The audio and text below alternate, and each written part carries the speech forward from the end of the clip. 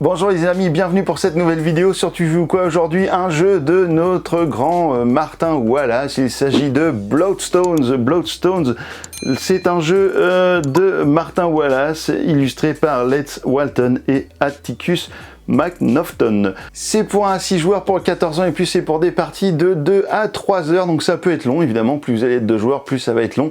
Regardez, en plus il y a quand même une phrase dans la boîte qui veut tout dire.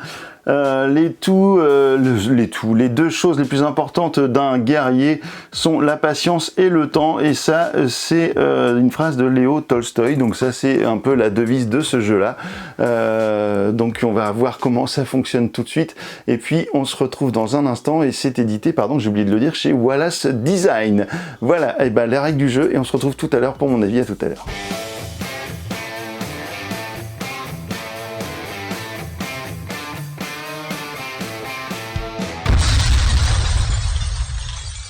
Voici le matériel pour une partie de Bloodstones. Alors ici j'ai mis du matériel pour 2 joueurs, et donc j'ai sélectionné un tapis de jeu, puisqu'enfin un tissu de jeu, puisque encore une fois comme dans Steam Power ce n'est pas un plateau de jeu mais c'est un tissu de jeu qui est vraiment très très bien. Voilà, il n'y a pas de pli malgré que ce soit un peu en bordel dans la boîte, il n'y a pas de pli. Et ici c'est un tapis pour 1 à 3 joueurs. Voilà, donc j'ai choisi de prendre les dragonniers et ici les nécromanciens pour vous faire voir un petit peu comment fonctionne le jeu. Mais quel est le but de ce jeu? Eh bien vous allez avoir un certain nombre de regroupements qui vont déterminer la fin de la partie, et lors de du comptage des points, eh bien vous allez celui qui aura le plus de points de victoire à la fin va gagner la partie, sachant que les points de victoire seront gagnés par rapport à la prise et à la mise en place de villages. Les villages sont ces petites tuiles qui sont juste ici. Vous en avez 20 au début de la partie. Il y a un peuple qui est l'ordre du chaos, qui n'a pas de village. Lui, il aura une façon de jouer différente. Et dans la boîte, vous avez donc 6 factions qui vont avoir des façons de jouer eh bien différentes, puisque vous allez avoir des pouvoirs un petit peu particuliers à chaque fois, et surtout des tuiles, en gros des dominos même, j'ai envie de vous dire, puisque le jeu va se jouer avec des dominos, donc des dominos qui seront différents, puisque vous aurez des personnages un petit peu voilà, asymétriques.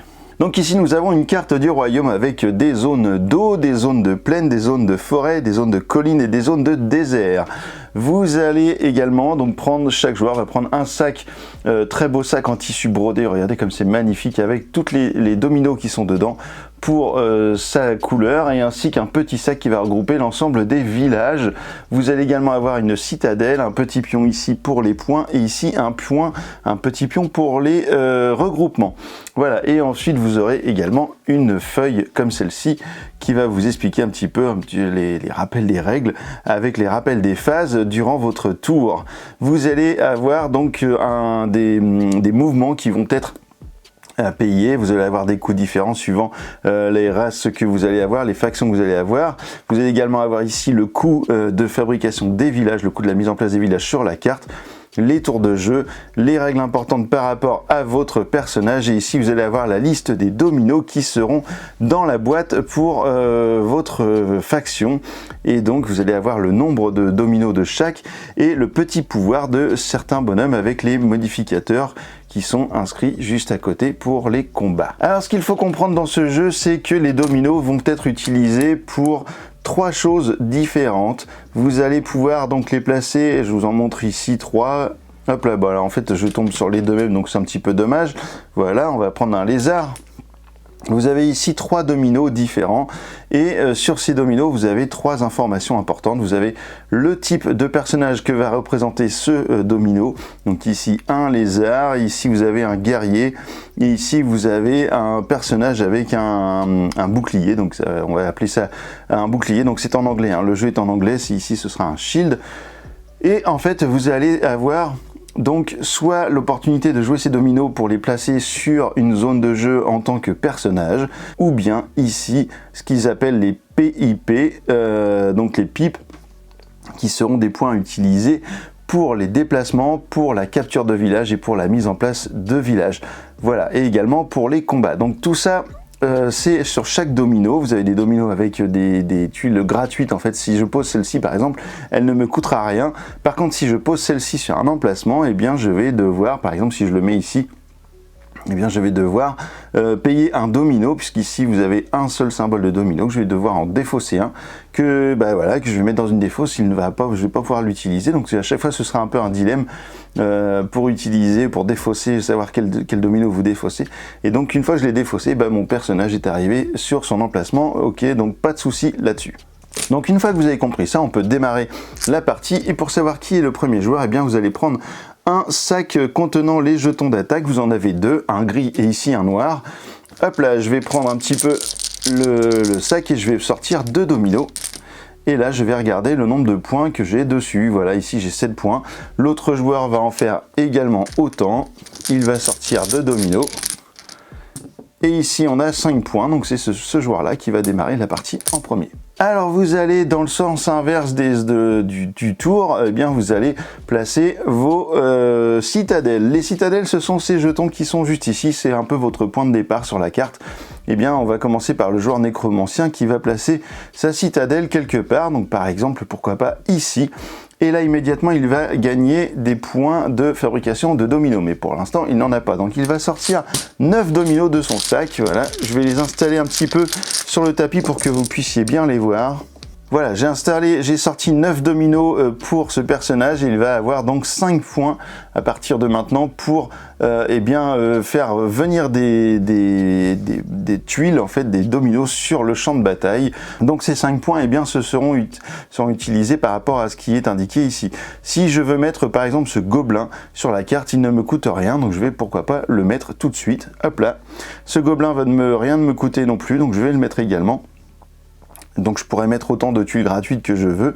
Ici j'ai des tuiles qui valent 2, donc je vais pouvoir prendre un chevalier, pourquoi pas, et puis pourquoi pas tiens aussi un château, et puis je vais finir par un shield. Voilà, donc je vais avoir tous ces dominos là qui seront ici dans ma première zone de jeu. Vous voyez qu'ici j'ai un bateau, j'aurais très bien pu le mettre si j'avais mis ma citadelle au bord de la mer, mais dans le cas d'une citadelle dans la terre, eh bien je suis obligé de mettre tous mes dominos dans la zone de la citadelle. Le nécromancien va alors refaire sa main à 6 dominos, puisque vous allez repartir donc avec 6 dominos à chaque fois.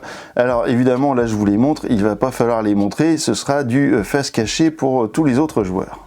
On va en faire autant avec le dragonnier qui lui va placer, pourquoi pas sa citadelle ici en pleine forêt, ça peut être bien. Et puis donc je vais aller mettre tout de suite des dominos, donc ici 2, 3, 4, 5, 6, 7, 8, 9. Alors sachez que si vous êtes à plus de joueurs que 2, il doit toujours y avoir au moins 2 territoires disponibles vides entre 2 citadelles. Donc là je vais faire exactement la même chose pour ce personnage là.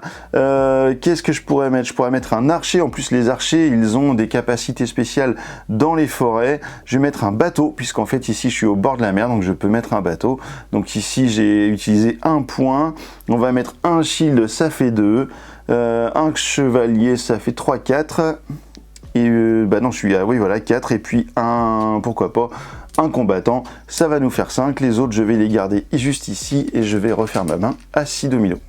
Alors je vais m'attarder maintenant un petit peu sur les capacités spécifiques de chaque troupe, puisque je vous disais les archers par exemple en forêt, ils gagnent +1 au combat, et oui c'est indiqué juste ici, +1 dans la forêt. Vous avez les cavaliers qui vont avoir +1 dans la plaine, vous allez avoir les leaders. Alors eux les leaders c'est spécifique, ils ont un petit drapeau, eux ils vont pouvoir se déplacer, ils vont avoir un point de mouvement. Alors déjà ils ont +1 en tant que combattants, et puis en plus ils vont pouvoir se déplacer avec d'autres personnages. Les dragonniers, ils ont des dragons. Ces dragons là ils vont pouvoir se déplacer n'importe où, même que ce soit au-dessus de l'eau ou au-dessus des collines, sans avoir de surcoût de déplacement puisqu'ils volent. Et eux lorsqu'ils seront dans un combat, ils additionneront +4 points dans le combat, donc c'est très violent. Mais par contre si vous gagnez un combat avec un dragon, votre dragon est défaussé aussitôt. Vous verrez que du coup il va falloir attendre un petit peu pour le retrouver. Ici vous allez avoir des combattants, des swords, c'est des combattants, donc qui eux vous rapporteront +5 plus 1, vous allez avoir les lézards qui auront plus 1 quand ils attaquent, mais qui pourront eux vivre dans le désert. Il faut savoir que lors d'une phase de fin de tour, si vous avez des personnages qui sont dans le désert et qu'ils ne sont pas faits pour survivre dans le désert, eh bien ils mourront et les tuiles seront défaussées. Vous avez également les bateaux qui auront plus 1 et qui vous permettront eh bien, de faire traverser aux unités des distances maritimes. Vous avez le shield qui lui aura plus 1 mais en défense. Vous avez les sièges engine qui auront 2 points de combat en plus en modificateur mais lorsqu'ils attaqueront une citadelle. Et vous avez les châteaux qui vous donneront plus 3 en défense et votre citadelle qui vous donne plus 5 en défense. Voilà, alors en parlant de la citadelle qui donne plus 5 en défense, il faut également savoir que cette fameuse citadelle va également vous faire perdre 5 points, enfin en tout cas elle fera gagner 5 points à votre adversaire, elle vous fera pas perdre, elle fera gagner à votre adversaire 5 points s'il arrive à vous la capturer en fin de partie, donc ça, attention à ça. Et alors la première phase du jeu sera la phase de capture de village. Si vous êtes par exemple avec un village ici et que vous avez une troupe qui est ici et qu'il n'y a pas de combat, que vous êtes tout seul avec ce fameux village, eh bien vous allez pouvoir le capturer et le prendre ici dans votre zone de jeu. Mais pour cela, il va falloir défausser des tuiles, au moins une tuile qui va vous permettre de le faire grâce au point pipe. Imaginons que ici j'ai un village à capturer, et bien vous voyez que ma plus petite tuile en termes de points c'est un lézard qui en a 2, et bien je serai obligé de défausser un lézard, hop là, et alors je pourrais embarquer le village. S'il y avait 2 villages, puisque dans les plaines vous êtes autorisé à placer 2 villages, et bien s'il y avait un deuxième village dans cette zone de plaine, je pourrais embarquer les 2 d'un seul coup grâce à mon deuxième point ici de pipe. Au début de la partie, évidemment, il n'y a pas de village sur le plateau, donc cette phase eh bien, ne sert à rien sur le premier tour. Ensuite arrivera la phase d'action, et lors de cette phase d'action, il y en a 3 qui seront disponibles. Vous allez pouvoir construire des unités, vous allez pouvoir déplacer des unités, et vous allez pouvoir faire des batailles. Voilà, donc ça c'est ce que vous pouvez faire avec vos déplacements, etc. Donc là, vous pouvez très bien utiliser des points sur un domino ou plusieurs dominos pour déplacer des unités, pour essayer de les amener peut-être, pourquoi pas, au niveau de l'attaque, de la portée, pardon, des unités adverses. Donc pour ça, par exemple, vous allez pouvoir créer des ponts avec des bateaux. Donc si vous avez d'autres bateaux à mettre à un moment donné et que vous reliez par exemple cette île avec des bateaux, vous allez pouvoir transporter des troupes juste ici pour un point de déplacement. C'est-à-dire qu'une troupe qui se trouverait ici pourrait arriver directement sur l'île grâce au bateau. Donc pour cela, il va falloir construire d'autres bateaux, et les bateaux peuvent se construire s'ils sont adjacents à une unité à vous ou à une citadelle. Donc en fait, il va falloir peut-être déplacer des bateaux pour pouvoir construire ensuite d'autres bateaux sur votre unité de citadelle. Donc par exemple ici, je pourrais utiliser des points de déplacement pour aller amener le bateau, pourquoi pas juste ici. Donc je vais utiliser, tiens, ce petit lézard qui va me servir en point de déplacement, et je vais déplacer mon bateau juste ici pour un premier point, et je vais déplacer, pourquoi pas, eh bien mon cheval qui est ici, mon cavalier, je vais le déplacer dans la zone juste à côté. Alors, vous allez toujours payer le coût de déplacement par rapport à la zone dans laquelle vous allez. Si je suis ici et que je ramène mon cavalier ici dans les collines, eh bien, je vais regarder sur mon document combien je dois payer, et je vais alors payer 3 déplacements. Donc, rien qu'avec un lézard, je ne pourrais pas le faire. Donc là, dans une plaine, c'est un seul point, dans une forêt, c'est 2, dans les montagnes ici, on n'en a pas, et dans les déserts, c'est 1, et sur l'eau, c'est 1 également pour les bateaux. Si je veux construire un village, eh bien ce sera 1 pour une plaine, 1, alors quand je dis 1, c'est un pipe, hein, c'est les petits points là, 1 de forêt ou 2 pour les collines. Alors je ne sais plus si lors de la phase de capture de village, je vous ai dit qu'on pouvait utiliser plusieurs dominos pour capturer des villages. Non, c'est faux, hein, c'est un seul domino. Ça me revient en tête, donc je ne sais pas si je vous l'ai dit, mais si jamais je vous ai dit ça, je corrige tout de suite, ça veut dire que j'ai dit une bêtise. Donc on doit utiliser un seul domino pour capturer ou pour construire des villages. Un seul domino. Donc ça veut dire qu'au maximum, on peut utiliser par exemple une tuile comme celle-ci qui a 5 points, et du coup construire 5 villages dans des plaines, ou bien capturer 5 villages, pareillement si le coup est dans des plaines ou dans des forêt. Vous allez donc continuer. Donc alors ici, qu'est-ce que je pourrais faire? Je pourrais faire venir des unités. Alors il faut savoir que lorsque je fais venir des unités quelque part, eh bien c'est forcément dans une case où j'ai un village, ou forcément dans une case où j'ai une citadelle. Donc là, en l'occurrence, je ne peux faire venir mes unités que dans la case citadelle. Ici, c'est une tuile défaussée. Tiens, j'ai oublié de la mettre de côté. On va la retourner. Normalement, vous la laissez visible pour que tous les joueurs puissent voir un petit peu ce que vous avez joué. Alors ici on va utiliser, eh bien pourquoi pas, on va faire venir eh bien un lézard. Tiens, on va utiliser un lézard qui vient gratuitement ici. Ensuite on va faire venir, pourquoi pas, une épée, un garde avec une épée, donc pour un domino, ça veut dire que je vais, bah tiens, je vais défausser un autre lézard. Et puis peut-être je vais garder ça en attendant la suite. Je vais utiliser maintenant 3 points de déplacement pour déplacer des petites unités. Par exemple ici, avec 1 point de déplacement, je peux envoyer mon lézard dans cette zone de désert et le faire déplacer encore d'une deuxième zone ici. Il me restera 1 point de déplacement. Je vais emmener mon chevalier juste ici dans la zone avec mon cavalier. Alors maintenant, je vais pouvoir construire des villages, et ces villages-là, je vais pouvoir les construire dans des endroits où j'ai des unités. Par contre, je ne pourrai pas construire de villages dans les déserts, puisque c'est invivable ici, il n'y a pas d'eau, il n'y a rien, donc on ne peut pas faire construire de villages dans les déserts. Ici, j'ai 5 points de construction possible de villages. Eh bien, je vais en prendre déjà 2 ici, que je vais mettre dans la plaine qui est juste ici. Voilà, donc ça je peux le faire puisque je peux construire jusqu'à 2 villages dans les plaines. Et maintenant je peux construire des villages en adjacence à mes villages que j'ai déjà sur le plateau. Donc par exemple je vais pouvoir en construire 2 ici à nouveau. Donc là il me reste plus qu'un point. Je vais mettre un village juste ici et voilà, j'ai construit mes 5 premiers villages. Je défausse ma tuile et là maintenant je vais arriver dans la dernière phase qui sera la phase de pioche de tuiles. Et je récupère donc pour avoir à nouveau 6 tuiles en jeu ici. Alors je vais les mettre juste ici pour pas mélanger avec mon lézard que j'ai juste au-dessus. Alors lors de cette phase un peu de nettoyage, on va dire, donc on reprend 6 tuiles. On regarde également si on a des troupes qui sont dans les déserts. Ici j'ai une troupe dans un désert, mais par contre c'est un lézard, il peut survivre dans le désert, donc il reste ici. Sinon j'aurais été obligé de le défausser. Et ensuite on va regarder lorsque je prends mes dominos, si j'ai suffisamment de dominos dans mon sac pour les reprendre.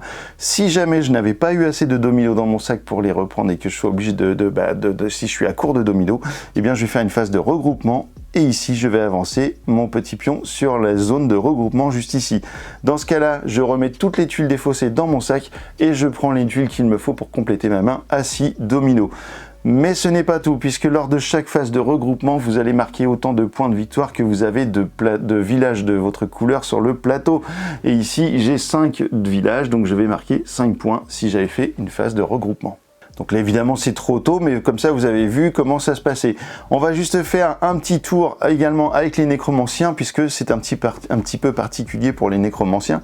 Alors ici, nous avons également donc des archers qui auront plus 1 en forêt.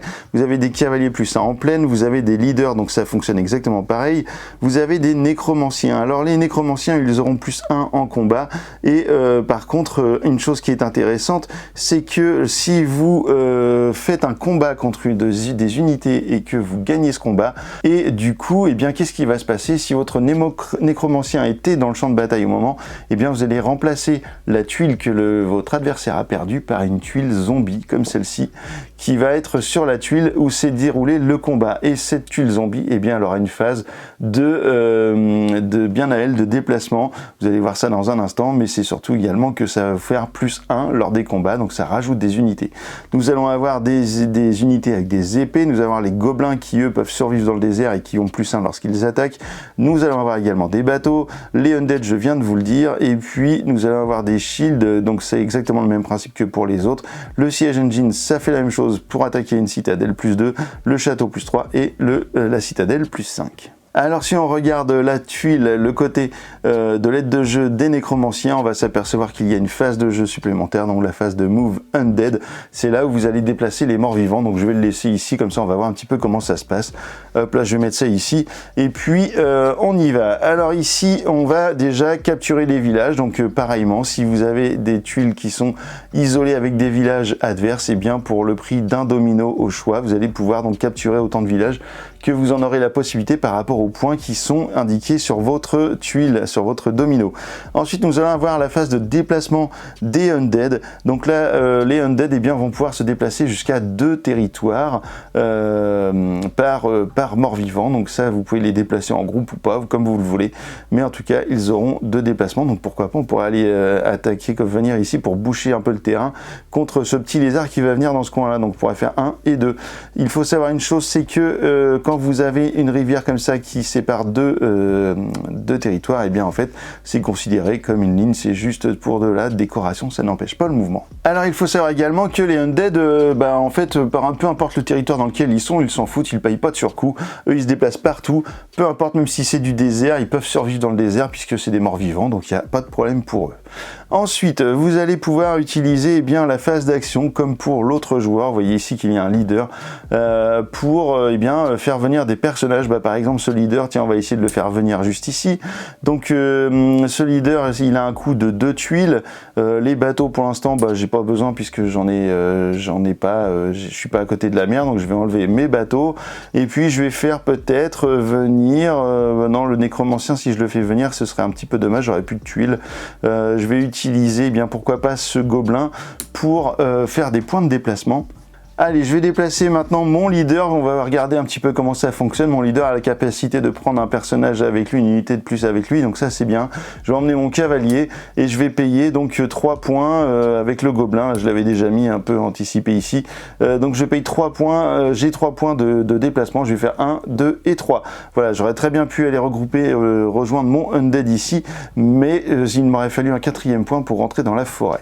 Vous pouvez très bien garder des dominos d'un tour sur l'autre, il n'y a aucun souci, et puis on peut passer à la phase suivante qui est la phase de construction de villages. Et puis par exemple ici on pourrait se dire je vais construire 3 villages, pourquoi pas, je vais garder le nécromancien pour après, et je vais prendre mes 3 petits villages que je vais mettre ici, par exemple 1, 2 et 3, et voilà, et ça se fait bien.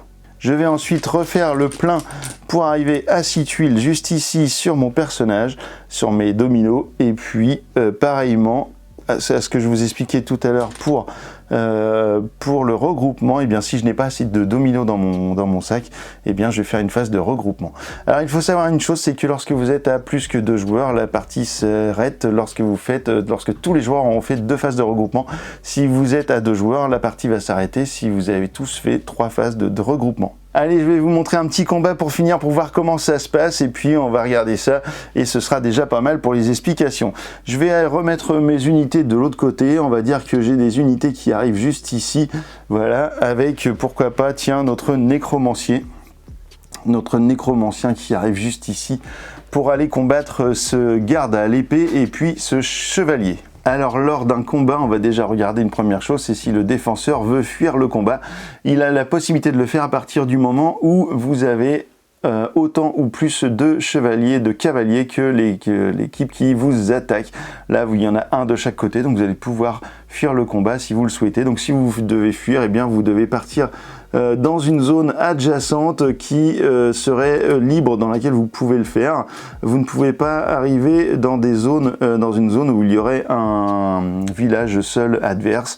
Par contre, vous pouvez arriver dans une zone où il y aurait d'autres combattants adverses, et dans ce cas-là, vous allez peut-être déclencher un autre combat, c'est même sûr d'ailleurs, sachant que tous les combats doivent être résolus avant la fin de la phase d'action, hein, donc attention à ça. Mais également, vous allez pouvoir donc faire le combat, le fameux combat, et là en fait vous allez regarder combien d'unités à chaque personnage, chaque équipe, pour déterminer qui a un petit peu l'avantage sur l'autre. Ici vous avez 3 unités contre 2, les villages ne comptent pas. Par contre, si vous aviez une citadelle, elle aurait compté.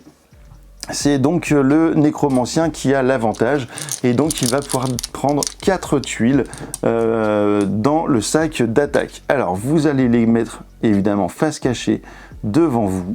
Vous allez être le seul à pouvoir regarder un petit peu ce qui se passe, et puis on va les classer comme ça, du plus grand au plus petit. L'autre joueur va prendre également des tuiles, mais lui il n'en prendra que 3 dans son sac. Et vous voyez que de base, même avec 3 tuiles, eh bien je suis déjà largement au-dessus en points.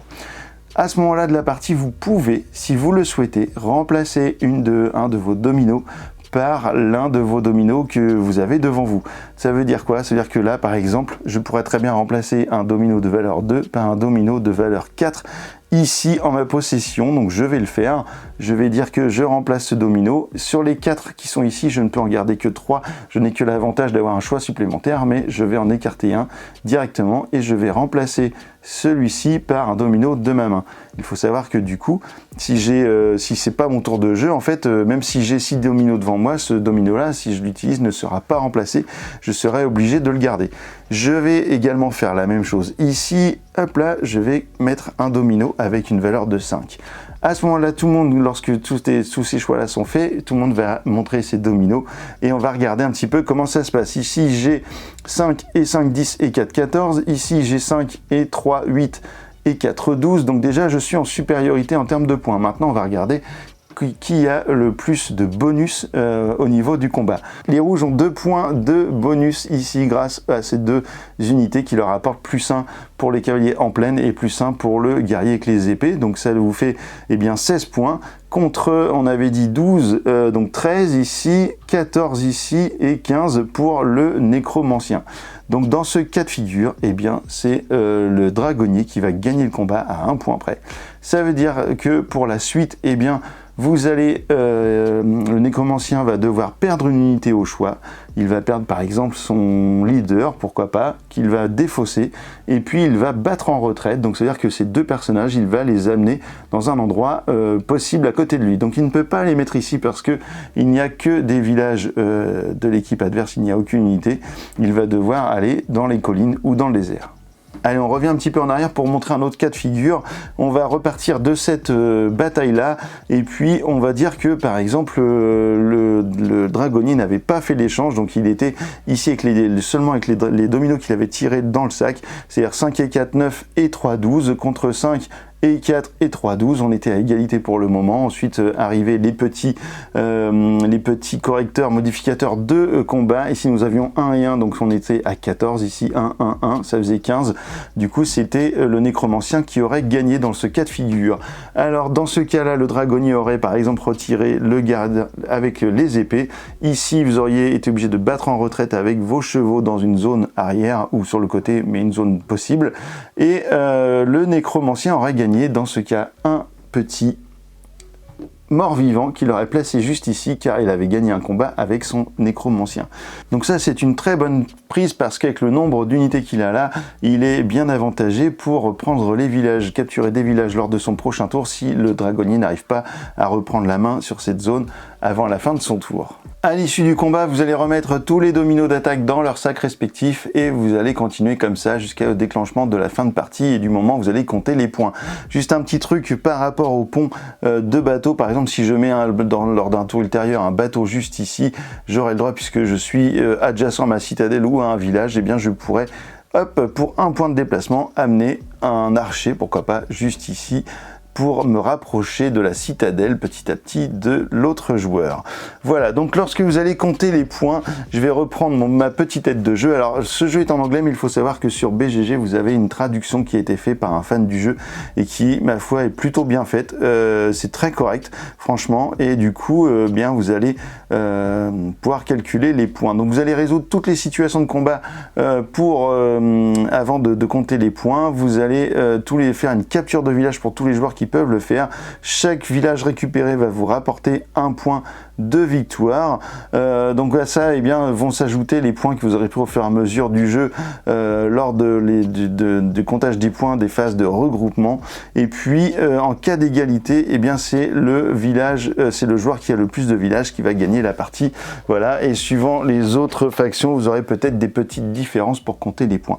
Voilà, je vais m'arrêter là et vous pourrez découvrir toutes les autres factions de Bloodstone dans la boîte lorsque vous l'aurez chez vous si le jeu vous intéresse. Et on se retrouve dans un instant pour mon avis. À tout de suite. Et bien voilà, vous savez tout désormais sur Bloodstones, alors tout plus ou moins parce que je vous ai pas tout montré, mais vous avez quand même là un jeu absolument incroyable en termes de matériel et puis d'illustration. Alors l'illustration, ça reste assez simple, bien que j'aime bien moi le design du jeu, je le trouve plutôt chouette. Cette boîte m'intrigue beaucoup, ce petit dragon là, des dragonniers, il est vraiment beau, et le matériel du jeu, il est absolument dingue, je vous le garantis. Vous avez 5 R2 de jeux, donc 5 tapis dans la boîte qui vont vous offrir une rejouabilité différente, voilà, avec des champs de bataille différents. Et vous avez 6 factions, et les 6 factions arrivent dans des sacs, voilà, comme cela. Par exemple ici, vous avez les cavaliers, regardez-moi ça, comme c'est beau, c'est brodé, c'est magnifique. Voilà, tout le matériel est comme ça, vous avez tout dans cette boîte de jeu. Alors c'est un peu du vrac, mais tout est comme ça et c'est juste super. Regardez, tous les tissus, hop là, ils sont là. Et vous avez des aides de jeu à chaque fois pour chaque team. C'est vraiment un truc de dingue en termes de matériel, ça pèse lourd, je vous le garantis. Et moi je trouve que l'édition, elle est vraiment sublime. Les règles du jeu sont en anglais dans la boîte de base, mais vous avez tout en français sur BGG, je vous le disais, à télécharger. Et c'est des règles qui sont quand même relativement très claires. Le jeu n'est pas si compliqué en termes de règles. Il y a des petites subtilités. J'espère que je vous ai pas dit trop de bêtises. Je sais que j'en dis souvent et que vous me corrigez. Et moi j'aime ça, me faire corriger dans les commentaires. Mais bon, gentiment, je sais que vous le faites toujours avec bienveillance et ça, c'est vraiment sympathique de votre part. En tout cas, les règles sont très bien foutu. Et puis la mécanique du jeu, c'est un jeu de conquête de territoire, mais ce que j'aime bien particulièrement, c'est le système de combat avec les tuiles et l'utilisation de ces tuiles qui vous servent en tant qu'unité, en tant que domino à défausser pour